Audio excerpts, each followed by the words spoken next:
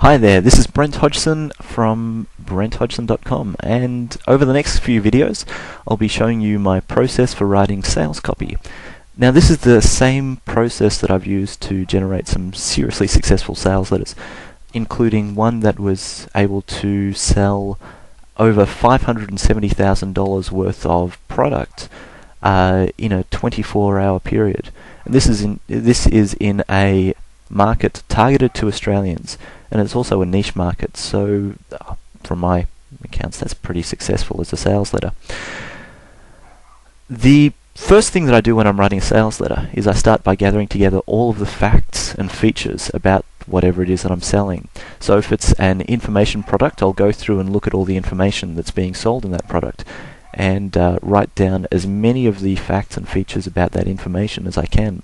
Or in the case of a physical product or electronic product, is what we're selling today, I'll go through and I'll look at all of the features and so forth that the product provides and make a detailed and as complete as possible list as I possibly can compile.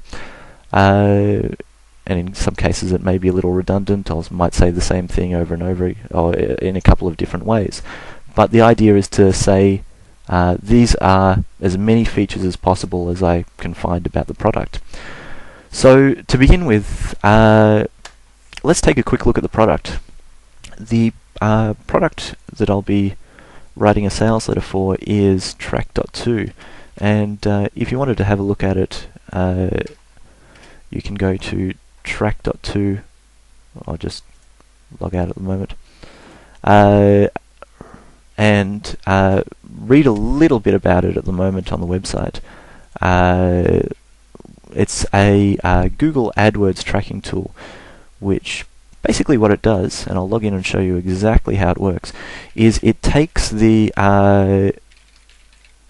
sorry, I'll just need to do the password. It takes the keywords that you are advertising for in Google AdWords and looks at the exact search terms that people are using to find your ads and click on them online. So probably not doing a very good job of explaining this at the moment. So in this case, the bid term, the keywords that this person was advertising for in Google was the keyword web design. And someone did a search for the words web design. In fact, we see 18 people did searches for the word web design and ended up clicking on the ad. So that there is a good example of really good targeted matching in Google AdWords. And we see another one, web page design. The person searched for web page design, got 11 clicks out of that. Here we go. In this case, someone was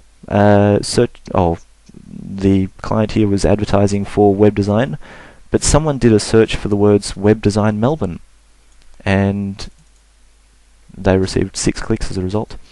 But there are examples of web design keywords here that might not be relevant. So in this case, make a website to go on Google for free.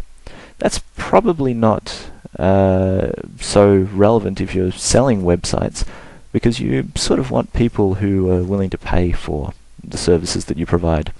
So this tells us here that we might want to use the word free, or in this case a misspelling of the word free, as a negative keyword in Google, or Google AdWords, so that we don't get those sort of clicks in the future. And in this case, here we go. Marketing Melbourne, these people provide internet marketing advice and services. Melbourne marketing focus groups. Probably focus groups would be a really good negative keyword. And here we go, we've got a misspelling of the word design, a web page. You might want to put this misspelling into your Google AdWords campaign so that you could get cheaper clicks on that misspelling. I'll just find some more examples, just 1 or 2 more. Here we go. This is an example of Google's broad matching really not working very well. We're advertising for the keyword web design, and we get a click for food menu cover page design. Not really relevant. So, and here's another free keyword. So that's something that would be a bad keyword, and we'd look for ways to get rid of or stop our ad being displayed for those sort of keywords. And here we go. Here's a good keyword. We would want to advertise under that. So we'd take that keyword and we'd put it into Google AdWords, and we get cheaper clicks. So I'll just show you a couple more features. We can change the date on this so that we can look at, say, the past day's worth of clicks instead of the past months, and we've got a smaller scroll bar. So we've got much better keywords there. Still some weird ones, and ones that you wouldn't want to advertise for. So Publisher 2007 you probably wouldn't want to advertise for. And over here we see columns for tracking conversions, which this website doesn't have up at the moment. But we can track the leads and the dollar value of those leads, the sign-ups, the number of them and the dollar value of them, purchases, key page views, other, and total. The same options that you have in Google AdWords to track, pardon me, can also be tracked in here. So, these are some of the features of this software as it stands at the moment, this tracking script as it stands at the moment. What we're going to do is we're going to start writing some of these down and recording them in our fact sheet.